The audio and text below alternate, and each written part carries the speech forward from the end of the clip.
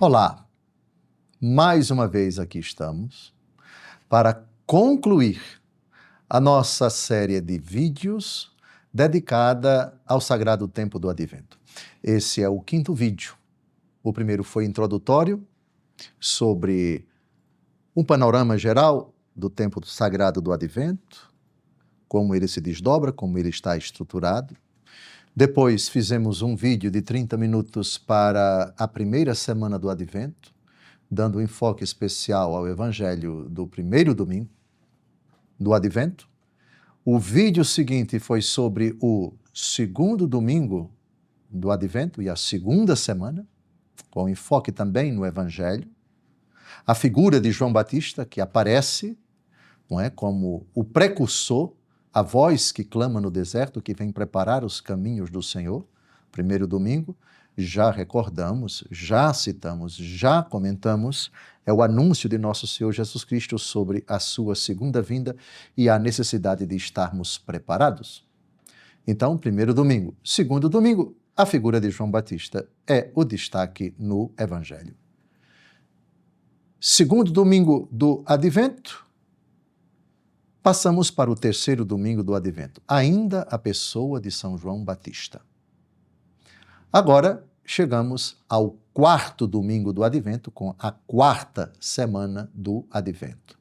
A 4ª semana do Advento, ela é um pouco especial, no sentido, todas as semanas são especiais, mas a semana que começa no dia 17 e vai até o dia 24, o tema central da liturgia não são mais a figura de João Batista, não são mais as mensagens, não são mais os oráculos a respeito da segunda vinda do Senhor, mas a preparação imediata, por assim dizer, para o nascimento de Jesus.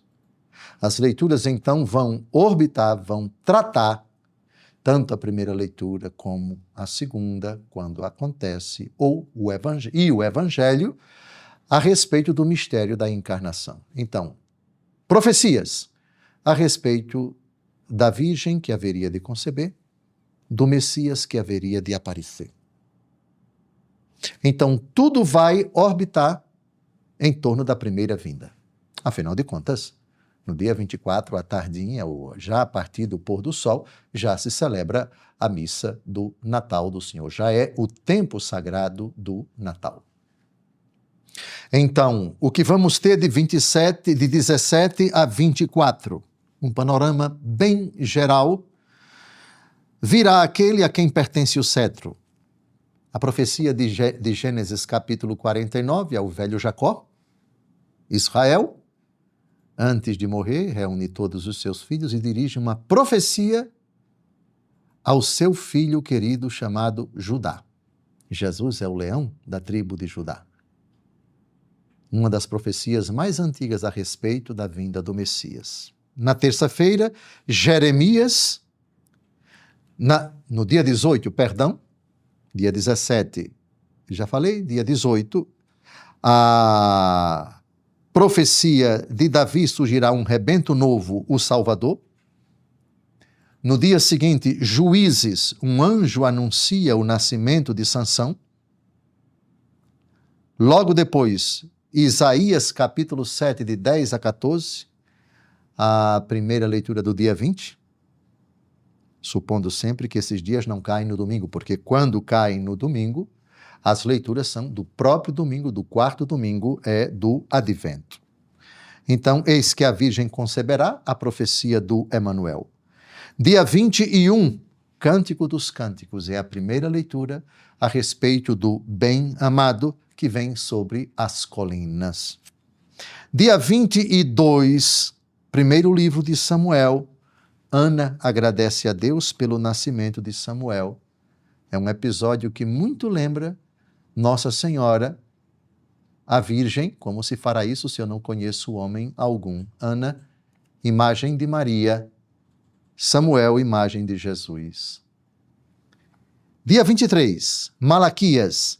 Elias preparará a vinda do Senhor.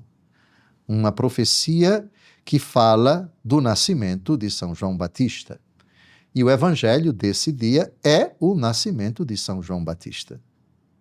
Dia 24, pela manhã, a profecia do segundo livro de Samuel, Deus construirá a casa de Davi.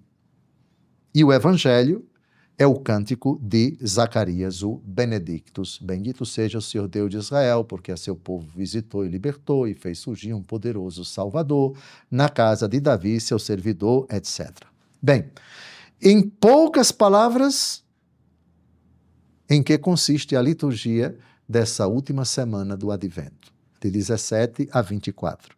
O enfoque agora é o mistério da encarnação. Agora se fala mais explicitamente da vinda do Senhor na carne, o Verbo que se fez carne e habitou entre nós. Agora nós vamos tratar da liturgia do quarto domingo do Advento. Nós temos o ano A, o ano B e o ano C. Como nós estamos agora no ano A, fiquemos com Isaías 7, de 10 a 14, a Virgem conceberá e dará à luz um filho. Primeira leitura. Romanos, o prólogo da carta aos Romanos, onde temos a expressão muito significativa, Jesus Cristo, descendente de Davi. E Mateus, capítulo 1, versos de 18 a 24, a concepção virginal de Jesus. E sem que ela conhecesse homem, ela concebeu. Maria Santíssima, que concebeu sem a participação de varão. Então vamos à leitura do Evangelho. Mateus, capítulo 1, de 18 a 24. A origem de Jesus Cristo foi assim. Maria, sua mãe, estava prometida em casamento a José. E antes de viverem juntos, ela ficou grávida pela ação do Espírito Santo. José, seu marido, era justo e, não querendo denunciá-la, resolveu abandonar Maria em segredo. Enquanto José pensava nisso, eis que o anjo do Senhor apareceu-lhe em sonho e lhe disse: José, filho de Davi, não tenhas medo de receber Maria como esposa, porque ela concebeu pela ação do Espírito Santo. Ela dará à luz um filho, e tu lhe darás o nome de Jesus, pois ele vai salvar o seu povo dos seus pecados. Tudo isso aconteceu para se cumprir o que o Senhor havia dito pelo profeta. Eis que a Virgem conceberá e dará à luz um filho. Ele será chamado pelo nome de Emanuel, que significa Deus está conosco. Quando acordou, José fez conforme o anjo do Senhor havia mandado e aceitou sua esposa. O dilema pelo qual passa São José é único na história da salvação. Deus permitiu o seu desígnio insondável, julgou que era oportuno o momento de o Verbo se fazer carne no ventre de uma virgem, não estando ela solteira, nem estando casada, mas prometida em casamento. José sofreu muitíssimo, o evangelho de hoje não deixa dúvida. Maria Santíssima sofreu ao comunicar essa informação a José. Não temos informações, mas a situação entre ambos deve ter ficado realmente muito difícil. Mas São José não pecou. Atenção! Enquanto José pensava nisso, pensava em quê? Resolveu abandonar Maria em segredo. Mas o texto diz que ele era justo e não queria denunciá-la. Veja, qual é o dilema de São José? Ela ainda não é sua esposa, apesar de o noivado, isto é, o esponsal, que era celebrado com solenidade entre as duas famílias, quando havia esse acordo, essa manifestação de que a filha está prometida em casamento ao filho do outro casal. Então, ela já está reservada, por assim dizer. Não é casada no sentido estrito, porque o noivo não podia tocar no corpo dela. Mas o compromisso era tão solene, tão grave e empenhava tanto as vidas de ambos. e as respectivas famílias, que era como se ela estivesse casada. Bem, a lei de Moisés era clara: se uma mulher, ou casada, ou prometida em casamento, se descobrisse a gravidez dela de outro homem, ela devia ser lapidada. Então José se encontrou diante desse dilema. Veja, o texto diz, não querendo denunciá-la. Se ele denunciasse Nossa Senhora, isto é, eu não toquei nela, ela está grávida. Se ele denunciasse, certamente ela seria lapidada. Não quis denunciá-la. Por outro lado, não quis, enquanto pensava em não aceitá-la como esposa, isto é, vou guardar segredo, mas ao mesmo tempo não vou tocar nela porque ela está grávida e eu não sei como explicar esse fenômeno. Perceberam o drama? Mas ele era um homem justo. Faço isso? Não faço. Faço isso? Não faço. Quais os pontos negativos dessa decisão? Esses. Quais os pontos negativos dessa decisão? Esse. Nisso José pecou? José não pecou. Aqui está a prova. Enquanto José pensava nisso, diz o versículo 20, eis que o anjo do Senhor apareceu-lhe em sonho. Passaram dúvidas na cabeça dele. Ele hesitou, ele não decidiu. Mas ele questionou as alternativas que estavam ao seu alcance. Uma sofrida, a outra sofrida. Uma mais sofrida do que a outra, não dá para dizer. O drama se desenrolava na cabeça de São José. Mas, enquanto pensava, isto é, o anjo veio, o anjo apareceu, atenção, o anjo do Senhor apareceu-lhe em sonho. O que me permitam aqui a conjectura. José está com esse dilema, não decide e acaba dormindo.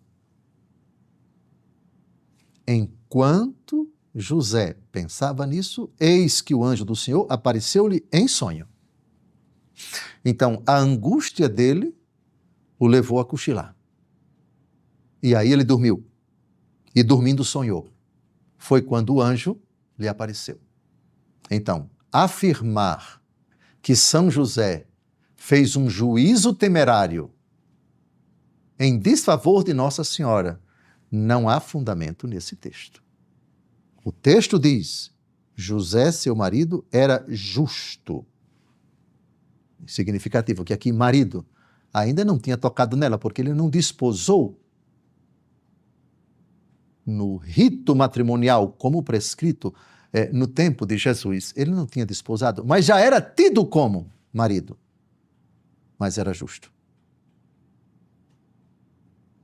Passou pela cabeça dele essa possibilidade. Ele não consentiu. Passou na cabeça dele essa possibilidade. Ele também não consentiu. Enquanto pensava nisso. Isto é, o anjo não deixou, não permitiu que ele consentisse nenhuma alternativa, nem outra alternativa. Porque se fosse numa alternativa, talvez ele teria pecado. Se fosse a outra alternativa, também teria pecado. Pensemos na alternativa de denunciá-la, Nossa Senhora seria lapidada. E ele seria culpado de um assassinato, apesar de ser previsto pela lei. E o outro, repudiá-la, sem ter provas de uma suposta traição. Ele não decidiu, enquanto pensava nisso. Um tema que merece um aprofundamento no 4º domingo do Advento, ano A. Estamos nos preparando para celebrar esse grande acontecimento, o último domingo do tempo do Advento, com a figura de São José, nosso patriarca, o pai adotivo de nosso Senhor e Salvador Jesus Cristo, que é descrito nos evangelhos com muita sobriedade. São José não aparece no 2º evangelho. São José não aparece no 4º evangelho. São José aparece no 1º evangelho, em Mateus, E no terceiro evangelho, Evangelho segundo Lucas. E não diz uma única palavra. Os evangelhos não narram uma única palavra pronunciada por São José. Mas temos motivos suficientes nos próprios evangelhos para elogiá-lo, para dignificá-lo, para exaltá-lo. Aquela criatura que teve o privilégio de ser o pai adotivo do Salvador, que teve o privilégio de ser esposo da bem-aventurada Virgem Maria. Elogiado aqui no Evangelho como um homem justo. O justo é o santo. São José, patrono da Igreja Católica. São José, o operário. São José, o esposo. São José, o pai de família. São José, o protetor do Redentor. São José, aquele que teve a honra de acolher como esposa aquela que Deus escolheu para ser o templo onde habitaria o Verbo encarnado. Nazaré, a carpintaria, a simplicidade de um povoado inexpressivo do ponto de vista político em todo o contexto social e político de Israel no tempo de Jesus, foi lá onde aconteceram esses fatos. São José, o obediente, aquele que, recebendo ordens do anjo, não hesita, levanta-te, toma o menino e sua mãe e foge para o Egito, porque Herodes quer matá-lo. São José, que adora o menino Jesus, em Belém, para onde ele teve que se dirigir para realizar o censo, para fazer o censo determinado pelo imperador, e leva consigo sua esposa grávida. E lá não havia lugar onde Nossa Senhora pudesse repousar. Uma pousada, provavelmente, a cidade de Belém estava afolada, ou seja, havia muita gente na cidade por causa do censo, e eles vão ficar numa parte reservada de uma casa exatamente para os animais.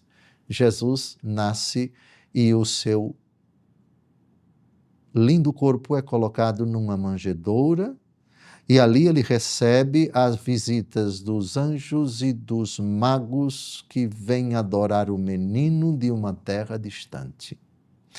Uma figura muito sóbria, mas para nós eloquentíssima, a figura de São José. Sem dúvida alguma, o quarto domingo do Advento é a ocasião para nós voltarmos a nossa atenção. Jesus, sem dúvida alguma, ele é o centro de tudo, mas é muito conveniente que nossas atenções se voltem para esse protetor do menino Deus, para esse homem justo que passou por esse dilema e foi assistido pelo anjo.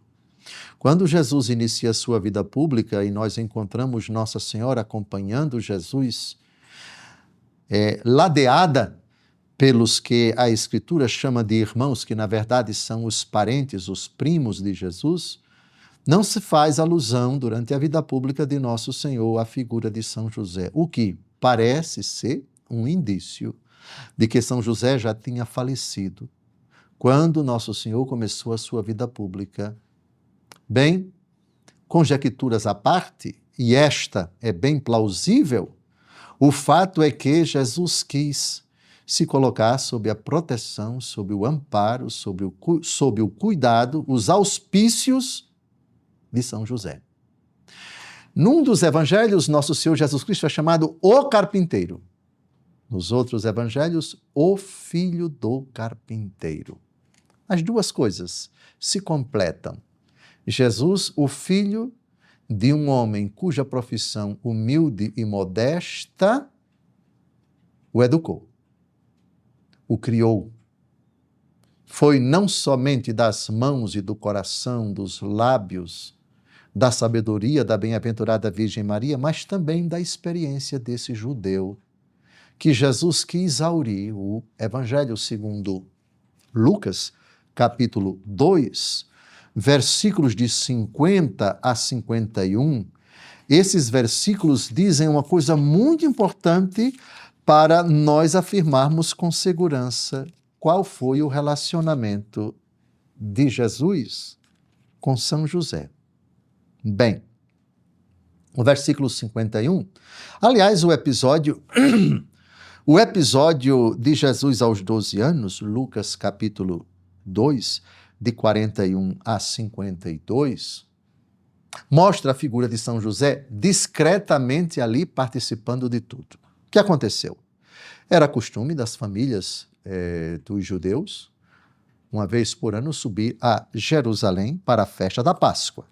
Diz o versículo 41, Lucas 2. Seus pais iam todos os anos a Jerusalém para a festa da Páscoa. A distância de Nazaré para Jerusalém, mais ou menos 120 quilômetros. E o texto deixa entrever que Nossa Senhora, São José e o menino Jesus foram uma caravana.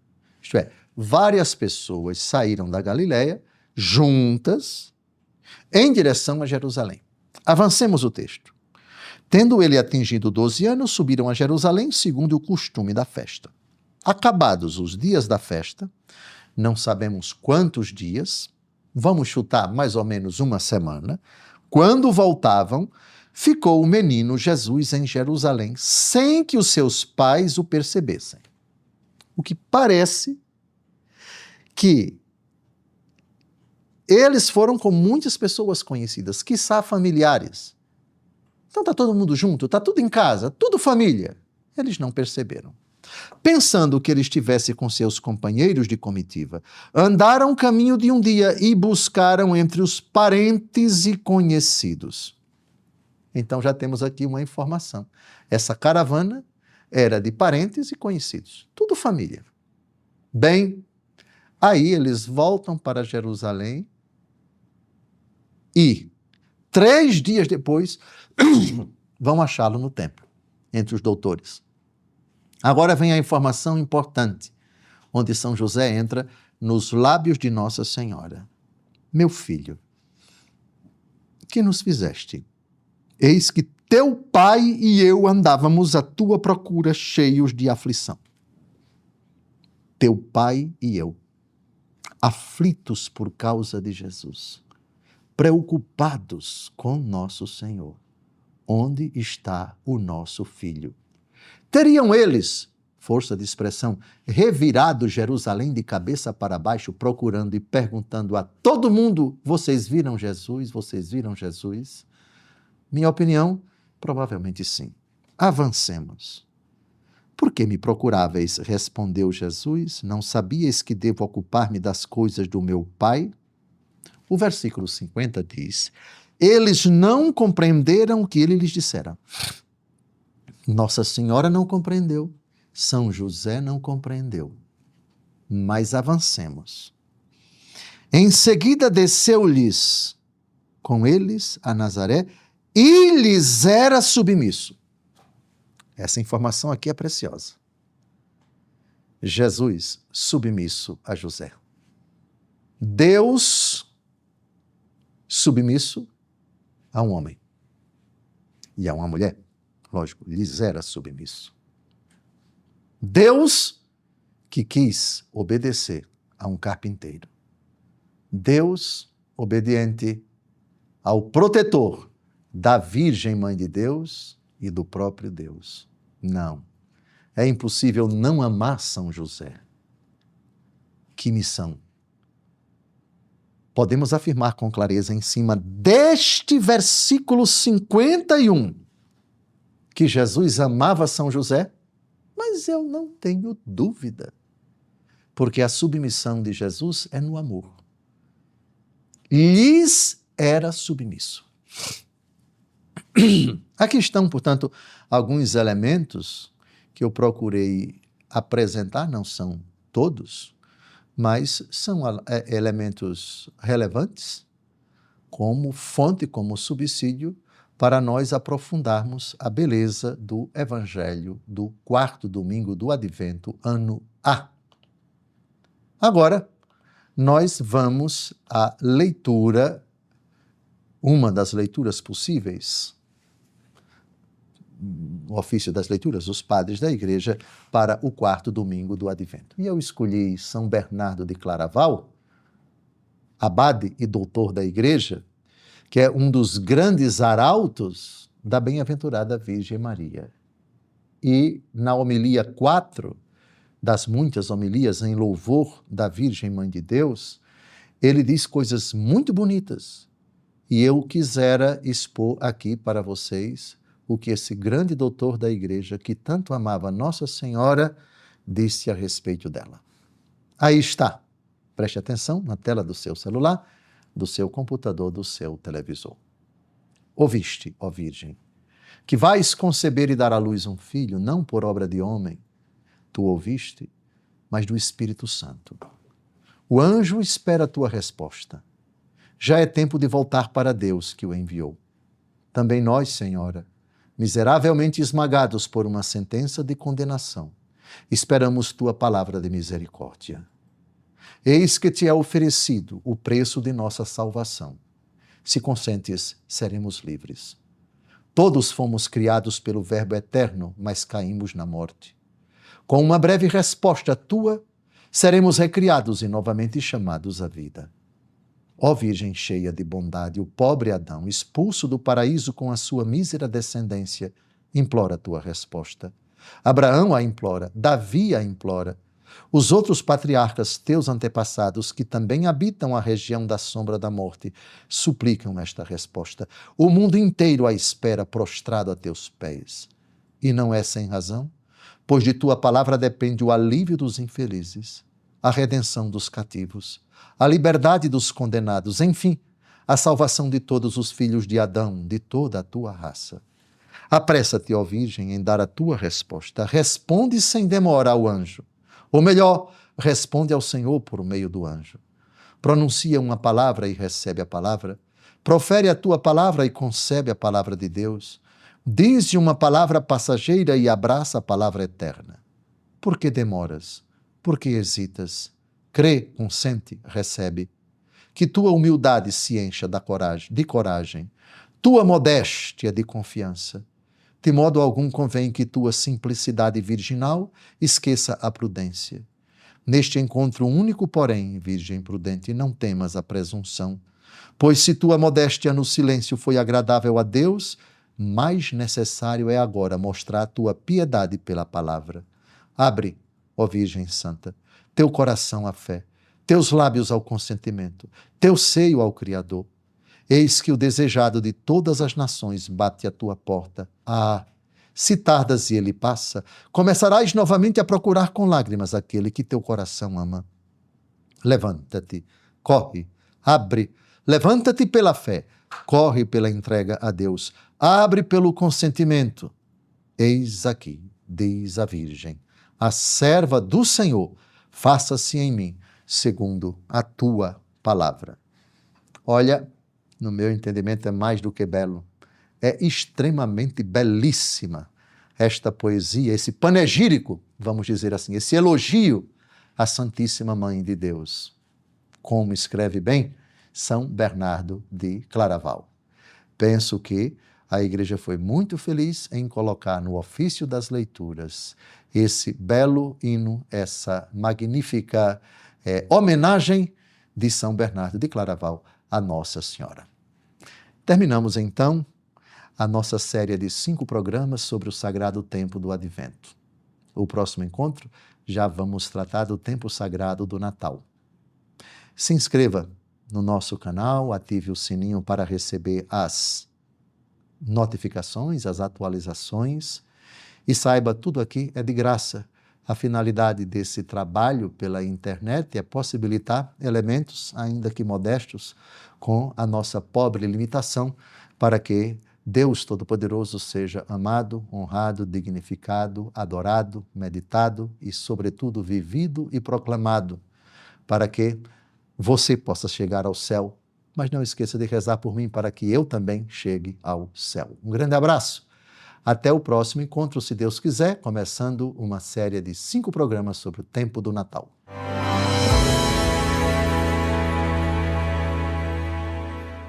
Obrigado por ter assistido a esse vídeo.